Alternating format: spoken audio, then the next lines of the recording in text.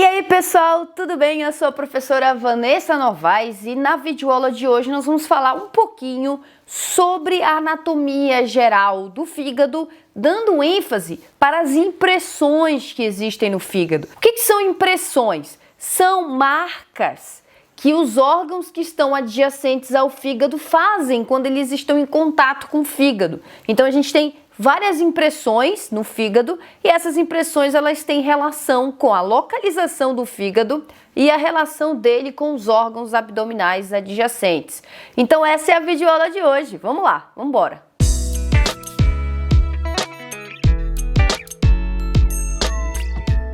Bom, galera, hoje nós vamos falar um pouquinho sobre as impressões do fígado. Eu quero dar ênfase para vocês que o fígado, ele é o maior órgão da região abdominal e quando a gente lembra da anatomia do abdômen ali, 9 quadrantes, o fígado, ele ocupa pelo menos 2 quadrantes, a região do hipocôndrio ou hipocondríaca direita, epigástrica e alguns fígados chegam até a ocupar a região hipocondríaca esquerda também, tá? Então a pontinha dele ainda fica um pouquinho ali, ocupando, na verdade, os 3 quadrantes superiores da região abdominal. Ou seja, é um órgão muito grande e também muito pesado. O fígado, ele pesa mais ou menos 1,5 kg, representando cerca de 5% do peso de uma criança e à medida em que a gente vai, claro, crescendo, essa relação do fígado em relação ao resto do corpo vai diminuindo um pouquinho,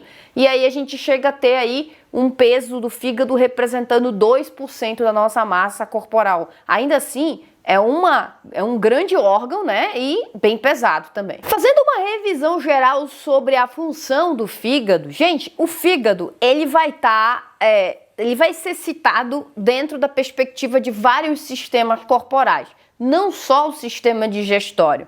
Isso porque o fígado, tudo bem, ele produz a bile, que é muito importante porque é um emulsificante de gordura que é jogado no duodeno e participa então da emulsificação da gordura para facilitar a sua digestão. Essa seria uma função mais associada ao sistema digestório.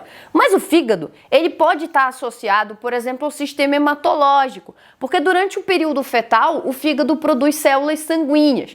E se a gente tiver, na vida pós-natal, qualquer problema na produção de sangue, o fígado, que numa situação normal não produz mais sangue depois que a gente nasce, ele pode sim começar a produzir à medida em que nós temos algum problema na produção de novas células sanguíneas por outras estruturas, como por exemplo a medula óssea. Quando a gente tem algum problema ali, o fígado entra na jogada e começa a produzir novas células sanguíneas também.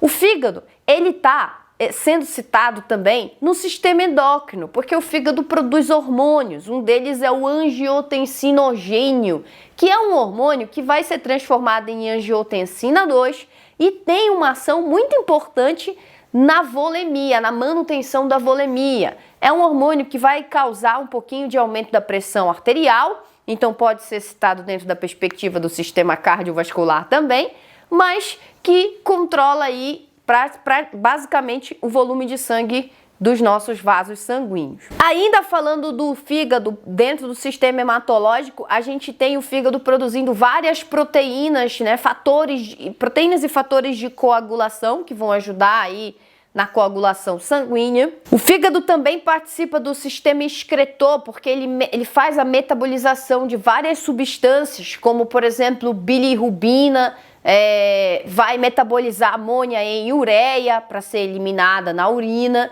né? Isso é muito importante porque essas substâncias são substâncias tóxicas e quando passam pelo fígado são metabolizadas em substâncias menos tóxicas e vão ser eliminadas normalmente também pela via urinária. O fígado armazena e produz algumas substâncias, como algumas vitaminas, e ele produz aminoácidos não essenciais, ou seja, aqueles aminoácidos que a gente não consome na alimentação e que a gente produz no nosso corpo. O fígado ajuda essa produção também. Além de participar da síntese de colesterol, né? de alguns fosfolipídios também, faz oxidação de ácidos graxos, então está envolvido no metabolismo energético, né? A gente utiliza ácido graxo como fonte de energia, o fígado participa disso. E ele faz a gliconeogênese, que é a formação de glicose a partir de moléculas que não são carboidratos, como por exemplo, gordura.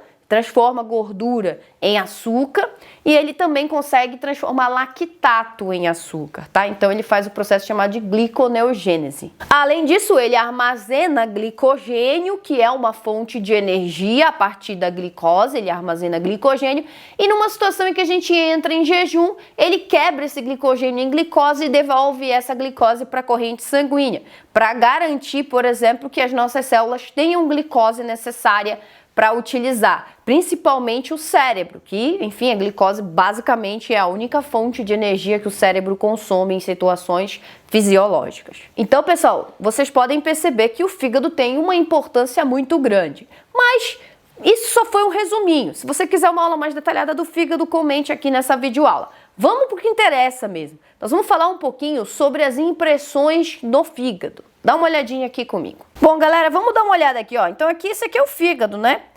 Uma coisa importante, antes da gente falar das impressões, é o seguinte. O fígado, ele tem basicamente algumas faces. Faces é a superfície que está voltada para algum lugar. Então, por exemplo, aqui em cima, ó, a gente tem a face superior do fígado. Aqui na frente, a gente tem a face anterior do fígado, né? Que é a face anterior. E aqui nós temos a face posterior e aqui a face inferior.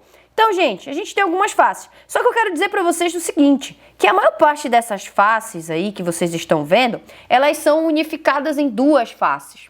Face diafragmática, que é toda essa face aqui, juntando a face superior com a face anterior com a face direita, todas elas juntas formam a face diafragmática, isso porque elas estão em contato com o diafragma, que é o músculo da respiração. Vou colocar aqui o diafragma para vocês verem, ó.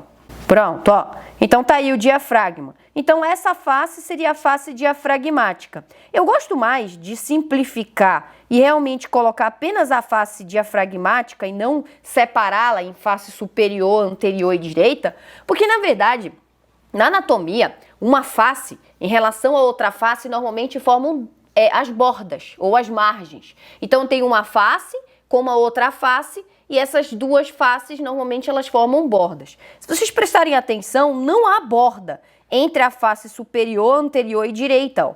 Elas são basicamente unificadas. Por isso que eu gosto dessa classificação em uma única face, que é a face diafragmática. Por que a gente divide em diafragmática e em face visceral, que seria a união da face posterior com a face inferior? Juntas, elas formariam a face visceral, que está voltado para as outras vísceras, né? Face diafragmática voltada para o diafragma, face visceral voltada para as várias vísceras. Porque, mais uma vez, a face diafragmática com a face visceral forma realmente uma borda, ó, uma margem, que seria a margem inferior do fígado, que é essa bem aqui. Mas se você pegar a face posterior com a face inferior, não temos uma borda bem definida. Deixa eu tirar esse bando de osso aqui, pronto. A face posterior com a face inferior, elas também não têm bordas, tá? Então, é legal essa separação em duas faces apenas. Face diafragmática, face diafragmática, face visceral, tá? Eu acho que fica bem mais didático pensar assim. Mas sim, vocês vão ver alguns livros colocando essas outras faces, como face superior, anterior, direita, posterior e inferior, tá? Bom, existem algumas impressões importantes, que seriam os órgãos em contato com o fígado, tá? E aí eles formam essas impressões. Quais são as impressões que a gente vai encontrar? Primeiro, a impressão diafragmática, que é observada na face diafragmática, mas as impressões, a maior parte das impressões nós vamos ver aqui, ó, na face visceral. porque como o próprio nome já sugere, né, face visceral, está em contato com víscera, então é óbvio que mais impressões vão ser encontradas nessa região. Antes de mais nada, eu queria dizer para vocês que o fígado, ele é, em parte, envolvido por peritônio, que é essa região mais esbranquiçada. Mas vocês estão vendo que tem algumas regiões de cor mais viva, chamada de área nua. É a área que não tem peritônio envolvendo o fígado, tá? Então, só para vocês entenderem o porquê que tá tão diferente uma parte do fígado da outra. É porque na área nua não tem peritônio, na área com peritônio já tem um envolvimento aqui do peritônio, a gente consegue ver, inclusive os ligamentos também, tá bom? Do fígado, que são dobras de peritônio, tá? Se você quiser dar uma revisada na anatomia do fígado, eu tenho vídeo aula no canal, vou colocar um link aqui na descrição desse vídeo. Ó, então bem aqui, ó, é aonde a gente vai observar a impressão esofágica, que é o momento em que o esôfago toca no lobo direito do fígado e forma um amassadinho, é chamado de impressão esofágica. Outra impressão que a gente vai ver é do estômago. Vou colocar aqui o estômago para você ver. Perceba, ó, coloquei o esôfago, impressão esofágica bem aqui, e aqui é o estômago. Perceba que o estômago ele tá tocando aqui, né, nessa região, formando a impressão gástrica, certo? Então nós temos impressão gástrica e impressão esofágica, né, observadas aí. Pronto, então bem aqui esôfago, impressão esofágica, aqui impressão gástrica. Bom, gente, agora aqui essa estrutura que você tá vendo aqui, ó, é a impressão da veia cava inferior, tá? Se eu colocar a veia cava aqui, ó, olha aqui a veia cava, ó, tá? Esse buracão que você tá vendo aqui, na verdade, é a impressão onde a gente observa a veia cava inferior, tá? Subindo aqui, chegando no átrio direito do coração. Bom, vamos tirar aqui. Mas os livros nem citam isso como uma impressão do fígado, tá? Apesar de que ele tá tocando ali e faz esse buraco. Mas vamos lá para as impressões propriamente ditas. Outra impressão que a gente vai observar é essa bem aqui, tá vendo, ó? Até dá para ver um amassadinho, ó, tá? Na face visceral, na parte mais inferior do fígado. Esse aqui é a impressão chamada de impressão cólica, que é exatamente onde o intestino grosso toca no fígado. Mais especificamente, a flexura hepática. Vamos ver aqui. Olha aqui de frente, a flexura hepática, e olha aqui de trás, ó. Então, bem aqui a gente tem a impressão cólica, que seria exatamente a flexura hepática dobrando ali, formando o cólon transverso, né? Do cólon ascendente para o cólon transverso. Bem do ladinho da impressão cólica, você observa também a impressão duodenal, tá vendo? Isso aqui é o duodeno, ó, intestino delgado. Você tá vendo que o intestino delgado empurra o fígado aqui bem próximo aonde fica a vesícula biliar, aqui fica a vesícula biliar, que foi retirada. E então aqui do ladinho nós temos a impressão duodenal, do ladinho da impressão cólica. Vocês estão vendo que aqui em cima também tem um outro amassado, ó? Tem um amassadinho bem aqui, ó, aqui é a cólica, aqui tem um amassadinho e em cima dele um outro amassadinho. O que é isso aí? O rim. O rim. E o que tem em cima do rim? A glândula suprarrenal. Claro que é o rim direito e a suprarrenal direita, já que o fígado está do lado direito do abdômen, né? Bem aqui, ó. Então, coloquei, ó, os rins, ó, o rim direito, ó, tocando, e em cima dele a glândula suprarrenal, tá? Então, tirando a suprarrenal direita e o rim direito, opa, tirando aqui, ó, um pouquinho dele. Ó, a gente vê rim direito com a suprarrenal direita também. Bom, na visão diafragmática, basicamente o que a gente vai ver é a impressão do diafragma mesmo em contato com essa face. E aqui em cima também a gente vai ver a impressão cardíaca, olha. Ó, então aqui em cima também, na face superior do fígado, bem aqui, a gente vai ver a impressão cardíaca, que é o local onde o coração eventualmente pode tocar o fígado, quando ele estiver balançando aqui, contraindo, beleza? É isso aí, pessoal, essas são as impressões do fígado. Além das impressões, o fígado, como vocês devem ter percebido em algumas partes dessa videoaula, ele é dividido em lobos, tá? Então nós temos o lobo direito, o lobo esquerdo, o lobo quadrado e o caudado do fígado.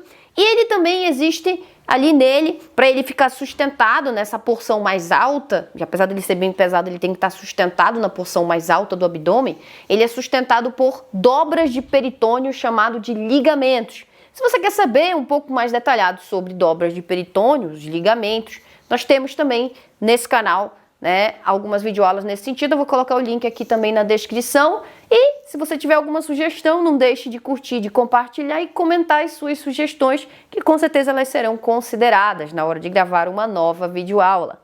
Até a próxima, pessoal. Tchau, tchau!